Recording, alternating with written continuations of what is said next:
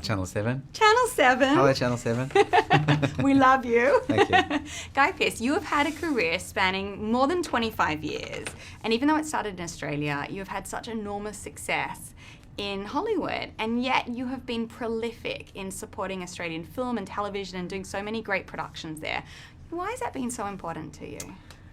It just feels personal. You know, it's home. So even though I haven't spent a lot of time at home in the last sort of 2 or 3 years, but I'm coming home. I'm coming home in April. That's great. I'm so excited. So it just feels personal. And I really, that's just meaningful to me. And it's also personal as far as the work. I mean, getting to do Jack Irish, for example, playing Australian characters just means more as well because I can relate to the characters more. And the nuances and the sort of, the little sort of bits and pieces that make up us as Aussies. Yeah.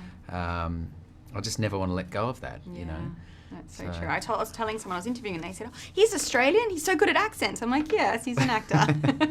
It's all that American TV we're brought up watching, isn't it? It's so true. Yeah. Now, in this film, you get to play Dr. Harting, and he has this incredible ability to be able to give people a second chance. Soldiers that are mortally wounded in battle can have a second chance at life. And I know that you lost your dad when you were eight years old in an aviation accident. Yeah.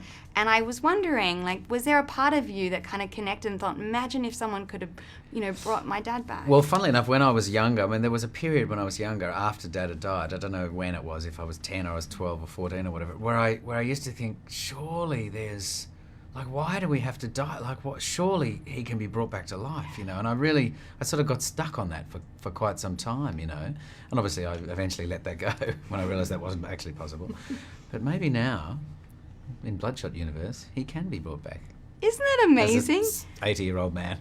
Isn't that wonderful, though? The idea, I feel like sometimes we plant these seeds and we forget about them, and then a role comes around. Well, and the funny thing, too, is we do that in relation to this film, because we find it hard to accept things in life. We find it hard to accept that someone dies. We find it hard to accept that we lose an arm or that we don't have an ability to do something. So we're desperately fighting to not have to accept it. Yeah. And that's, in a way, what this film taps into. It's so interesting. Now, Vin Diesel said that part of the decision-making process for him to be involved in this film was his son really wanted him to play Bloodshot. Oh, that's right, yes. Now, your son, Monty, I know he's a little bit younger. Yeah, he's only 3.5, so he's not quite aware of the comic strip universe yet. But he will grow up, and it's such an iconic comic strip. It was sold over 81 million copies. Is there a little part of you as an actor that says, I kind of want to do roles that my son will, be able to enjoy and be like, my dad was in this? Well, there's plenty of films that I've done that I know my son won't be able to watch for quite some time, so it might be nice to actually do some things that he can see